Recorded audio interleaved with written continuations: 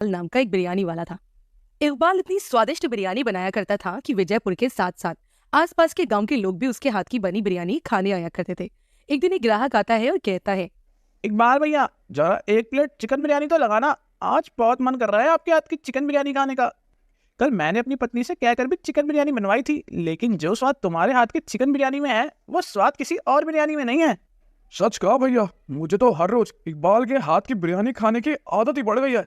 जिस दिन मैं इकबाल के हाथ की बिरयानी ना खाऊं, उस दिन तो मुझे अच्छा ही नहीं लगता। अगर ऐसी बात है भैया तो मुझे माफ कर देना, क्योंकि मुझे कुछ दिन अपनी दुकान बंद रखनी पड़ेगी। शहर में मेरे एक रिश्तेदार के यहाँ शादी है, इसलिए कुछ दिनों के लिए मैं वहां जा रहा हूँ। और इकबाल भैया, आप चले जाओगे तो हमें इतनी स्वादिष्ट बिरयानी कौन खिलाएगा? खैर, जल्दी वापस आना। बिल्कुल भैया। इकबाल कुछ दिनों के लिए अपने बीवी बच्चों के साथ अपने रिश्तेदार के यहाँ शादी में चला जाता है। कुछ दिन वहां पर बिताने के बाद जब वे वापस अपने गांव आने के लिए रेलवे स्टेशन पहुंचता है तो उसकी ट्रेन 6 घंटे लेट हो जाती है और इस बीच उन सभी को बहुत तेज भूख लगती है। तभी इकबाल रेलवे स्टेशन के बाहर कुछ खाने पीने के लिए ढूंढने लगता है। उसे वहां पर एक बिरयानी का रेस्टोरेंट दिखाई पड़ता है। वह अपने बीवी बच्चों को लेकर उस बिरयानी के रेस्टोरेंट में चला जाता है। आपके पास कौन कौन सी बिरयानी है भैया? हमारे पास वेज नॉन वेज दोनों तरह की बिरयानी है। आप बताइए आपको कौन सी बिरयानी खानी है? भैया, हम सबको तो नॉन वेज बिरयानी ही पसंद है। आप हमारे लिए 3 प्लेट चिकन बिरयानी ले आइए। नहीं पापा, आज मेरा चिकन बिरयानी खाने का बिल्कुल भी दिल नहीं है। आप मेरे लिए वेज बिरयानी मंगा दीजिए प्लीज।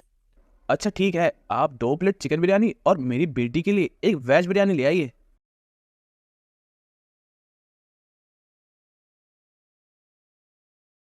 अरे ये कैसी बिरयानी है? इसमें तो बिरयानी वाला कोई स्वाद ही नहीं है, और ना ही इसमें खड़े मसालों की अच्छी खुशबू आ रही है। इन लोगों ने तो बिरयानी के नाम पर हमें बिल्कुल सादा पुलाव खिला दिया।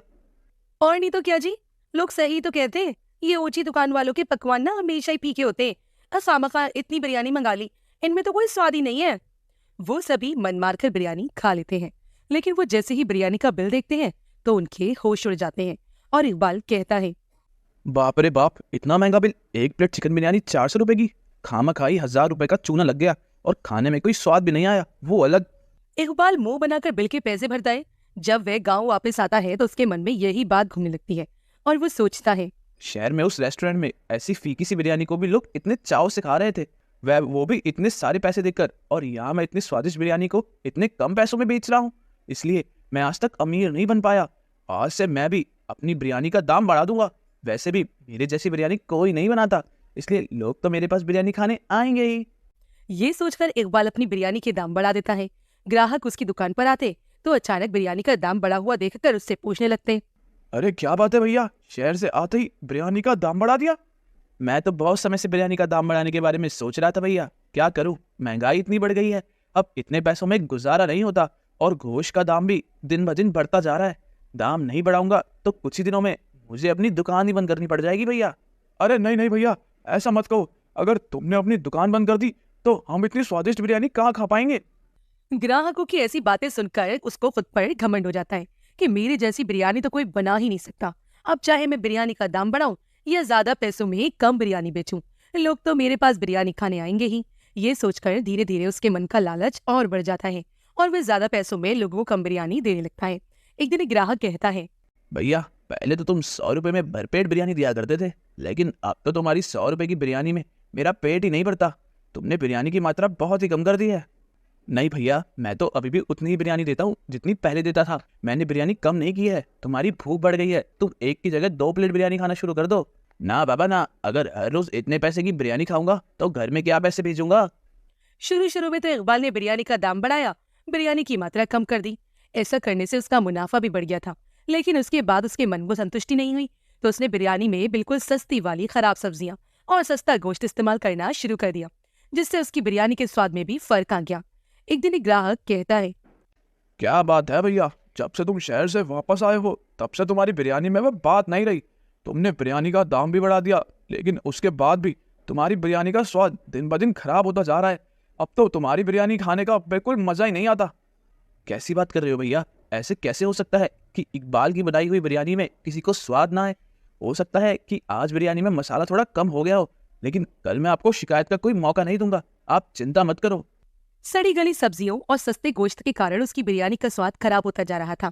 इसलिए उसने बिरयानी का स्वाद ठीक करने के लिए उसमें तेज मसाले डालना शुरू कर दिए, जिससे लोगों को खराब सब्जी और गोश्त के बारे में कुछ पता ही ना चले। उसने लोगों के साथ छल कपट करके खूब पैसे कमाए। तभी एक दिन उसकी दुकान पर बिरयानी खाते हुए ग्राहक के पेट में अचानक दर्द होने लगा। अरे क्या हुआ मोहन, तू ठीक तो है ना? नहीं भैया, मेरे पेट में बहुत तेज दर्द हो रहा है, सहन नहीं हो रहा मुझे ये दर्द। तुम मुझे डॉक्टर के पास ले चलो, तुम्हारी बड़ी मेहरबानी होगी। वो आदमी मोहन को डॉक्टर के पास ले गया। डॉक्टर ने मोहन को दवाई दी तो कुछ दिनों दवाई खाने के बाद वो बिल्कुल ठीक हो गया। लेकिन अब ये सिलसिला आम हो गया था। इकबाल की दुकान से बिरयानी खाने वाले लोगों की तबीयत अक्सर खराब होने लगी, जिससे गांव वाले लोगों को उस पर शक होने लगा। तभी एक दिन गांव के कुछ लोग झुंड बनाकर इकबाल के बारे में बात करने लगी। भैया, जब से इकबाल शहर में आया, इसके मन में पैसों के लिए लालच ने घर कर लिया है। पहले तो इसमें बिरयानी का दाम बढ़ाया, बिरयानी की मात्रा भी कम कर दी, और अब तो इसकी बिरयानी खाकर लोगों की तबीयत भी खराब होने लगी है। हमें इकबाल पर नजर रखनी चाहिए कि आखिर ये बिरयानी के लिए कैसे सामान का इस्तेमाल करता है। अचानक से सब लोगों की तबीयत ऐसे खराब तो नहीं हो सकती। गांव के बाकी लोग भी मोहन की बात से सहमत होते हैं। वो सभी लोग उस दिन से इकबाल के ऊपर नजर रखनी शुरू कर देते हैं। एक दिन वो इकबाल को बाजार में सब्जियां खरीदते हुए देखते हैं। भैया, तुम्हारे पास जो सबसे सड़ी गली और सस्ती सब्जियां हैं वह तुम मुझे दे दो। अच्छा, तो यह बात है, इसलिए लोग बीमार हो रहे हैं। मैं अभी के अभी इसकी वीडियो बनाता हूँ। इसके खिलाफ सबूत के तौर पर हमारे पास कुछ तो होना चाहिए। मोहन सड़ी गली सब्जियां खरीदते हुए इकबाल का वीडियो बना लेता है।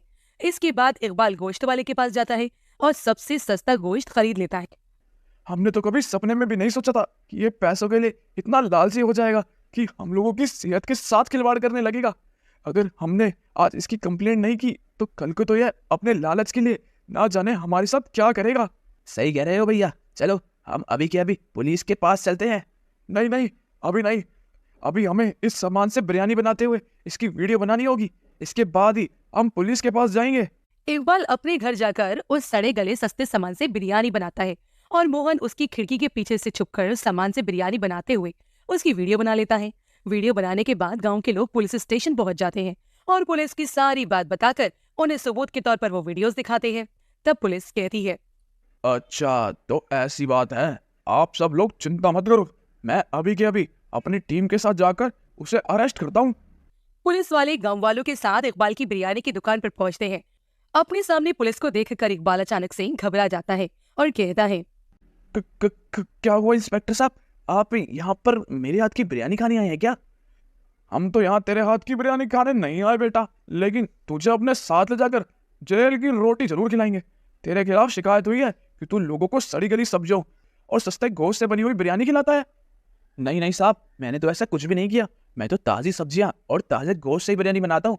आपको कोई गलतफहमी हो गई है। हमारे सामने ज्यादा होशियारी मत कर, नहीं तो साढ़े दूंगा कान के नीचे। हमारे पास इसका सबूत है। इन सभी ने लाइव वीडियो बनाई है तेरी, इसलिए चुपचाप चलकर हमारे साथ गाड़ी में बैठ जा। पुलिस इकबाल को सभी गांव वालों के सामने गिरफ्तार कर लेती है। लोगों की सेहत से खिलवाड़ करने के जुर्म में उसे कई सालों की सजा हो जाती है। अपने पैसों के लालच की वजह से अब इकबाल को जेल की रोटी खानी पड़ती है और उसकी पत्नी को अपने बच्चों को पालने के लिए लोगों के घर में इधर उधर काम करना पड़ता है। बच्चों, इस कहानी से हमें ये सीख मिलती है कि कभी भी लालच नहीं करना चाहिए और न ही अपने स्वार्थ के लिए कभी दूसरों की सेहत के साथ खिलवाड़ करना चाहिए। हमारे पास जितना है हमें उसमें संतुष्ट करना चाहिए और आगे बढ़ने के लिए बिना किसी छल कपट के मेहनत करनी चाहिए। मदनपुर नाम के गांव में हरीश अपनी पत्नी रागिनी और 3 साल की बेटी पीहू के साथ रहता था। हरीश शहर से कपड़े लाकर गांव में फेरी लगाकर उन्हें बेचा करता था, लेकिन उसकी हर रोज की कमाई से उसका परिवार केवल 2 वक्त का खाना ही खा पाता था। इसलिए हरीश और उसकी पत्नी रागिनी आने वाले समय के लिए बहुत चिंतित रहने लगे थे। ना जाने आगे आने वाले समय में क्या होगा। मैं हर रोज तो कमाता हूँ, वो पैसे तो हमारी 2 वक्त की रोटी में ही खत्म हो जाते हैं। पीहू भी अब 3 साल की हो गई है, कुछ दिनों में हमें उससे भी स्कूल भेजना होगा। लेकिन सब कुछ ऐसे ही चलता रहा तो मैं कैसे अपनी बेटी को पढ़ा पाऊंगा। हाँ, मैं जानती हूँ जी, इतने पैसों में इतना सब खर्चा करना बहुत ही मुश्किल है, लेकिन अगर आप चाहो तो हमारी ये परेशानी हल हो सकती है। मेरी माँ बचपन से ही मुझे सिलाई करना सिखाती थी। मैं बहुत अच्छे और डिजाइनर कपड़े सिल सकती हूँ। अगर आपको कोई एतराज ना हो तो क्या मैं सिलाई करना शुरू कर सकती हूँ? वैसे भी हमारी शादी में माँ ने मुझे एक सिलाई मशीन तो दी ही थी ना। मैं आसानी से कपड़े सिलकर घर का खर्च में आपका हाथ बटा लूंगी। क्या तो तुम ठीक रही हो रागिनी, लेकिन क्या तुम घर और सिलाई का काम सब कुछ एक साथ संभाल पाओगी? ऊपर से तुम्हें तो पीहू का भी ध्यान रखना होता है, तुम परेशान हो जाओगी। अरे मैं बिल्कुल परेशान नहीं होंगी जी, घर का सारा काम तो मैं सुबह ही निपटा लेती हूँ। और बात रही हमारी पीहू की, तो हमारी बच्ची बहुत समझदार है। वो तो मुझे बिल्कुल भी परेशान नहीं करती। एक बार उसे खाना खिलाकर अपने पास बैठा लो तो आराम से खिलौनों के साथ खेलती रहती है। अगर ऐसी बात है तो फिर ठीक है, मैं कल घर के बाहर रागिनी सिलाई का एक बोर्ड बनाकर लगा दूंगा। वैसे भी गांव में सिलाई वाली की सिर्फ एक ही दुकान है, इसलिए क्या पता तुम्हारा काम अच्छा चल जाए। अगले दिन हरीश अपने घर के बाहर रागनी सिलाई वाली का एक बड़ा सा चार्ट पेपर चिपका देता है। उसे देखकर गांव की औरतें रागनी के पास आती हैं और एक औरत कहती है, अरे बहुत अच्छा किया तुमने जो अपनी सिलाई की दुकान खोल ली रागनी। हमें कपड़े सिलवाने के लिए इतनी दूर जाना पड़ता था, अब अच्छा है हम सब तुमसे ही कपड़े सिलवाएंगी। अरे अरे धन्यवाद दीदी। अरे लेकिन ये तो बताओ कि तुम सिलाई के पैसे कितने लोगी। उस औरत के ऐसा पूछने पर रागनी उसे एक सूट की सिलाई 100 रुपए बताती है और एक डिजाइनर सूट के लिए वो उन सबको 200 रुपए का मोल बताती है। अरे वाह रागिनी, तुम्हारा तो मोल भी बहुत अच्छा है। नेहा सिलाई वाली तो एक सूट सिलने के भी 300 रुपए लेती है। भाई आज से तो हम सब के कपड़े तुम ही सिलना। ये लो मेरे 5 सूट हैं, चिंकी के पापा जयपुर से लेकर आए थे। तुम इन सबको अच्छे से डिजाइन के साथ सिलना। अरे सूट सिलते ही मैं तुम्हें तुम्हारे पैसे भी दे दूंगी। अब रागनी सभी औरतों के कपड़ों को बहुत अच्छी तरह से सिलती है और उन सभी को रागनी के सिले हुए कपड़े पसंद भी आते हैं और कुछ ही दिनों में रागनी की कमाई भी अच्छी होने लगती है। अच्छी सिलाई और कम दाम होने की वजह से गांव की सभी औरतें अब रागनी के पास ही अपने कपड़े सिलवाने आती हैं। इसलिए रागनी के पास इतना काम आ जाता है कि वो अकेली उस काम को नहीं कर पाती है। अरे मैंने तो सोचा था कि कुछ कपड़े सिलकर मैं घर का खर्च में आपकी मदद कर दूंगी, लेकिन यहाँ तो मेरे पास इतना काम आ गया है कि मैं अकेली इतने काम को दिन रात लगकर भी पूरा नहीं कर सकती। और अगर मैंने सबको उनका काम समय पर करके नहीं दिया ना तो वो आगे से कभी मेरे पास कपड़े सिलवाने नहीं आएंगे। तुम चिंता मत करो रागिनी, मैं शहर में जिस दुकान से फेरी के लिए कपड़े खरीद कर लाता हूँ वहाँ सफाई का काम करने वाले चाचा हमारे पड़ोस के गाँव में ही रहते हैं। उनकी बेटी ने अभी कुछ दिन पहले ही अपने सिलाई का कोर्स पूरा किया है। मैं काका से बात करके उनकी बेटी को काम के लिए तुम्हारे पास भेज दूंगा। अरे वाह, आपने तो मेरी सारी परेशानी को हल ही कर दिया जी।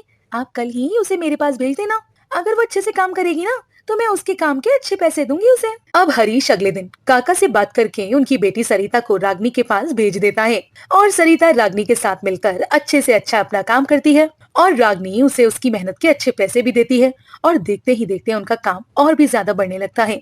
इतनी छोटी सी जगह में उन दोनों के लिए इतना सारा काम संभालना बहुत मुश्किल हो जाता है।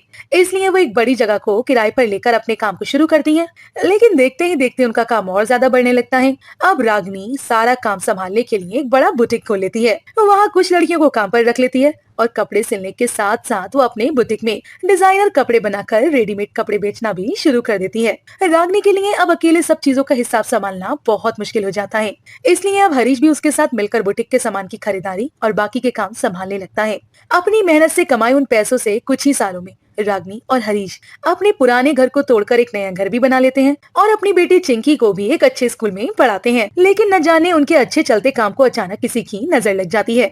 एक रात उनके बुटीक में आग लग जाती है, जिसकी वजह से बुटीक में रखा लाखों का सामान जलकर राख हो जाता है। एक ही पल में रागनी और हरीश की सारी मेहनत बर्बाद हो जाती है। उन पर कपड़ों के डीलर्स का भारी कर्ज रह जाता है। वो लोग उनके घर आकर उन्हें परेशान करना शुरू कर देते हैं। ध्यान से सुन लो तुम दोनों, अगर कल तक मुझे मेरे पूरे पैसे नहीं मिले तो तुम्हारे लिए ठीक नहीं होगा। याद रखना, कल मैं अकेला नहीं पुलिस को अपने साथ लेकर आऊंगा, फिर आराम से 10-12 साल तुम जेल में बैठकर काटना। ये तुम कैसी बात कर रहे हो भैया, हमने हमेशा तुम्हारे सामान के पैसे तुम्हें वक्त से दिए हैं। हम पर आज ये भारी मुसीबत आन पड़ी है तो तुम हमारे साथ ऐसा बर्ताव कर रहे हो। थोड़े दिन रुक जाओ, मैं कहीं ना कहीं से तुम्हारे पैसे लाकर दे दूंगा। मैं तुम जैसे लोगों की इन चिकनी चुपड़ी बातों में नहीं आने वाला। या तो कल सुबह मुझे मेरे पैसे दे देना या जेल जाने के लिए तैयार रहना। इतना कहकर वो डीलर वहाँ से चला जाता है और कल के कल उस डीलर के पैसे चुकाने के लिए हरीश को मजबूरन अपना घर बेचना पड़ता है। अगले दिन वो ब्याज समेत उसके पैसे चुका कर आता है तो उसकी पत्नी और बच्ची उनके घर बाहर खड़े होते हैं। पैसे न होने के कारण पीहू के स्कूल वाले भी फीस ना भरने की वजह से उसे स्कूल से निकाल देते हैं। हरीश अपने बीवी बच्चों को लेकर वहाँ से पास वाले गांव में जाता है और बचे हुए कुछ पैसों से एक छोटे से घर को किराए पर लेकर वो उसमें रहने लगते हैं और फिर से उनके दिन पुराने दिनों की तरह बदतर हो जाते हैं। तभी एक दिन गांव में कपड़ों की फेरी लगाते हुए उसे भोलेनाथ का एक प्राचीन मंदिर नजर आता है। वो मंदिर में भगवान के दर्शन करके उन्हें अपनी सारी तकलीफ बताता है। हे भगवान, अपने इन हालातों से मैं बहुत परेशान हो गया हूँ, अब तो आप ही मुझ पर कृपा करें, मुझे कोई रास्ता दिखाइए भगवान। हरीश के इतना कहते ही मंदिर के पुजारी जी उसके पास आते हैं और उसे एक पोटली देते हैं। बेटा, मैंने तुम्हारी सारी बातें सुनी और तुम्हारी बातें सुनकर मैं समझ गया हूँ कि तुम बहुत परेशान हो। इस पोटली को भगवान का आशीर्वाद समझकर अपने पास रख लो, ये तुम्हारे सभी दुखों को दूर कर देगी। पुजारी जी द्वारा दी गई उस पोटली को हरीश अपने छोटे से किराए के घर में ले आता है और वो पोटली रागनी को दे देता है और कहता है, पता नहीं रागनी, लेकिन अगर ये बीज हमें पंडित जी ने दिए हैं। अरे इसके अंदर तो किसी सब्जी के बीज हैं। भला ये बीज हमारे दुखों को कैसे कम करेंगे? तो जरूर इसका कुछ अर्थ होगा। अभी तो तुम इन बीजों को आंगन में जाकर बो दो। हरीश की बात मानकर रागिनी उन बीजों को अपने छोटे से आंगन में बो देती है और रात को वो लोग अचार के साथ रोटी खाकर सो जाते हैं। अगली सुबह जब हरीश की आंख खुलती है तो वो ताजी हवा लेने अपने आंगन में जाता है, लेकिन आंगन में उगी लौकी की बेल को देखकर वो हैरान रह जाता है। उस बेल में साधारण लौकी की बजाय सोने की लौकी उगी हुई थी, इसलिए हरीश जल्दी से उन सभी लौकियों को तोड़कर अपने घर के अंदर ले आता है और रागिनी से कहता है। अब वो सभी खुशी खुशी अच्छा अच्छा खाना खाकर सो जाते हैं और अब अगले दिन रागिनी अपने आंगन की सफाई करने आंगन में जाती है तो उसे अपने आंगन में वही लौकी की बेल नजर आती है जिस पर खूब सारी सोने की लौकी लगी होती है। वो सभी सोने की लौकियों को तोड़कर अपने घर ले जाते हैं और उन्हें बेचकर वो फिर से अपना बुटीक खोल लेते हैं और उनकी आमदनी फिर से पहले की तरह बहुत अच्छी होने लगती है। वो अपनी बेटी को फिर से अच्छे स्कूल में एडमिशन दिलाते हैं और वो अपने आंगन में उसी सोने की लौकियों को बेचकर गरीब लोगों की मदद करते हैं। सभी गांव वाले उन्हें बहुत दुआ देते हैं और देखते ही देखते हरीश आसपास के गांव में सबसे अमीर आदमी बन जाता है। तभी एक दिन उसके मन में उस प्राचीन मंदिर में जाने का विचार आता है जहां से उसकी जिंदगी पूरी तरह से बदल गई। वो रागिनी और पीहू को लेकर वहां जाता है तो देखता है कि वहां कोई मंदिर ही नहीं है। वो आसपास के लोगों से भी उस मंदिर के विषय में पूछता है। अरे भैया, यहाँ तो कभी कोई मंदिर था ही नहीं। लगता है तुम अपना रास्ता भटक गए हो। अरे हम अपना रास्ता नहीं भटके हैं जी, बल्कि भगवान ने हमें सही रास्ता दिखाया है। उस दिन पंडित जी के वेश में खुद भगवान ने ही आपको वो जादुई बीज दिए थे जिस कारण आज हमारा परिवार इतना खुशहाल है। रागिनी की बात सुनकर हरीश की आंखों में आंसू आ जाते हैं। वो उन सोने की लौकियों को बेचकर उसी जगह पर भोलेनाथ का एक मंदिर बनवाता है और रोज गरीब और बेसहाय लोगों के लिए वहां दिन रात भंडारे की सुविधा करवाता है। भगवान भी उनकी इन सभी नेकियों से बहुत खुश होते हैं और भगवान के आशीर्वाद से वो अपनी जिंदगी में फिर कभी पीछे मुड़कर नहीं देखता और दिन दोगुनी और रात चौगुनी तरक्की करता है और अपने परिवार के साथ अब वो हमेशा खुशी खुशी रहता है।